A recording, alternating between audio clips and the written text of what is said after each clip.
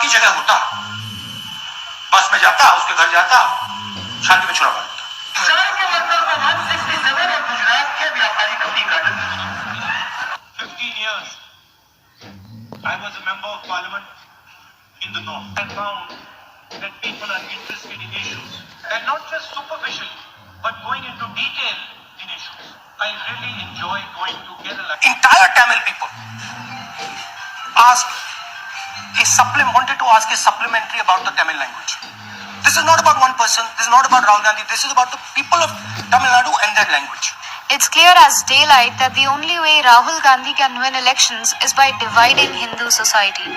For this, he is willing to exploit any division, real or imagined, be it North versus South, Tamil versus Hindi, men versus women, OBC versus non-OBC, Dalit versus others. He is even okay with parties that are committed to eradicating Sanatan because converts vote for his alliance. But just like the Christian British who created his party, he has reserved special poison for tribals. He has repeated shocking lies after lies just to incite tribals. He has disregarded the dangers our CRPF jawans face when he makes such poisonous statements. For example, in 2019, speaking at Shahdol in Madhya Pradesh, he blatantly lied that Modi government was creating laws to shoot the tribals. When taken to task by the Election Commission, he said it was in the heat of the moment. How does one make up poisonous total fabrications in the heat of the moment is beyond me. But it hasn't stopped. Only a few days back, this is what he said. ये आदिवासियों की जमीन चोरी करने में लगे हुए हैं। इन्होंने ड्रोन लगा रखे हैं, जहां भी आदिवासियों के गांव में ग्राम सभा की जमीन है, उसको ड्रोन सीधा अंबानी को, अदानी को बताएगा। Here Rahul Gandhi is telling tribals that government is using drones so Adani and Ambani can steal their land.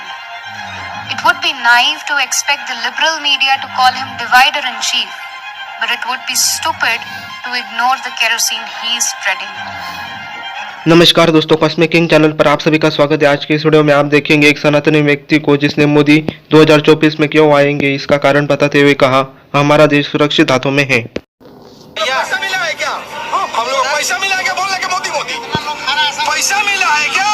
हम लोग कमाते हैं, खाते हैं, हमको हराम के नहीं चाहिए, हमको सरकार से हराम के नहीं चाहिए।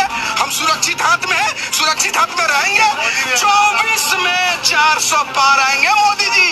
अब बहुमत की सरकार कहते बेईमानी से आते हैं, क्या बेईमानी से आएंगे? कौन लाए? एडीएम कौन लाए? कांग्रेस लाया ना। अब कांग्रेस क्यों को हरा है? क्यों को हरा है?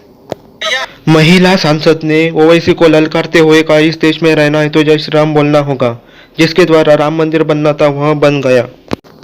अभी मैंने एक ओबीसी जी को बोलते सुना कि पुरुषोत्तम मर्यादा राम जी के बारे में कि हम उनका आदर करते हैं, सत्कार करते हैं, सम्मान करते हैं। करना पड़ेगा।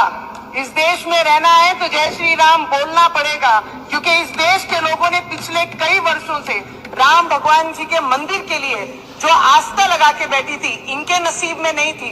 वो जिन्होंने राम जी ने खुद ये क्या निश्चिंत करेंगे राम भगवान के मंदिर का और राम भगवान जी के समय का, ये तो भगवान ने खुद हमारे देश के प्रधानमंत्री को चुना है कि जिनके हाथ से ये होना था और इस देश में हुआ है, पूरे विश्व ने वो देखा है। सर, विपक्षी दलों का खुद का गठबंधन नहीं हो पा रहा है तो वे जनता से कैसे जुड़ पाएंगे? हर कोई प्रधानमंत्री बनना चाहता है, ऐसे में सब विभाजित हो जाएंगे। मोदी जी को एसआईजी की एक राष्ट्र के प्रति इनकी भावना है कुछ करने की, और वो कर रहे हैं, और पब्लिक का एक विश्वास है और वो विश्वास पे खरे उतर रहे हैं। अब चाहे आप राम मंदिर ले लो, चाहे उनका पिछला कार्यकाल देख लो, चाहे आगे जो इनका फ्यूचर में क्या करना चाह रहे हैं, वो इनकी जो करने की जो इनकी चेष्टा है या इनकी जो भावना है, वो लोगों की जो भावना है उनकी और मोदी जी की भावना है वो मैच कर रही है। इसलिए आगे निश्चित तौर पे मोदी जी प्रधानमंत्री होंगे और मोदी जी को ही होना चाहिए। मोदी जी को गठबंधन हुआ है, उसमें दम नहीं दिख रही। आप गठबंधन कोई इतना कोई दमदार है नहीं, गठबंधन का उनका खुद का गठबंधन नहीं हो रहा, जनता उनको कैसे विश्वास करेगी कि ये उसमें कोई लीडर तो हो। वो सारे ही पीएम के दावेदार, सारे प्राइम मिनिस्टर बनना चाह रहे हैं। अब गठबंधन में उनमें आज जैसे मान लो कि ये 10-20 जो भी है, ये सारे एक साथ इनकी मीटिंग नहीं हो पा रही है। कभी 4 आ रहे तो 6 नहीं आ रहे, 6 आ रहे तो 8 नहीं आ रहे। नाम क्या सर आपका? मेरा हरिकृष्ण मिश्रा है।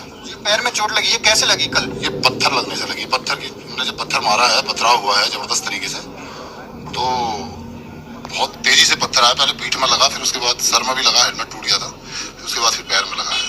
इस तरीके से कल कितनी भीड़ थी वहाँ पे और क्या उनका इरादा था? भीड़ बहुत ज्यादा थी। उनका इरादा था कि पुलिस को यहीं पर घेर के मारा जाए और इनको जलाया जाए यहाँ पर। तो जलाने की भी कोशिश करी गई है, मारने की कोशिश करी गई है, पत्थर मार के। कहा जा रहा है पहले जब पुलिस वाले अपने बचाव के लिए घर में छुपे थे तो वहाँ बाहर आग लगाई गई थी। जी, आग लगाई गई थी। फायरिंग भी की गई थी। फायरिंग भी की गई थी, उधर से भी फायरिंग भी हो रहे थे। मुश्किल से अपनी जान बचा के हम वहाँ से निकल के आए। आम जनता होती है वो तो पुलिस से डरती है और आप पे हमला किया जाए तो कितना इनमें? अब इस बारे में मैं क्या कहूँ, हम तो एक ड्यूटी करने के लिए वहाँ पर गए हुए थे। एक लॉ एंड ऑर्डर का जो प्रॉब्लम होता है उसे सॉल्व करने के लिए गए हुए थे। अब आप क्या चाहते हैं, प्रशासन क्या कार्रवाई करेगी? अब ये तो हमारे उच्च अधिकारी आपको बता सकते हैं, क्योंकि उच्च अधिकारी इसमें दिशा निर्देश देंगे, वही उसमें कार्रवाई होगी। धन्यवाद सर। अगर आपको मेरे द्वारा बनाई गई वीडियो अच्छी लगे तो लाइक, शेयर और कमेंट अवश्य करें। साथ ही इस वीडियो को दूसरे प्लेटफॉर्म पर भी शेयर करें।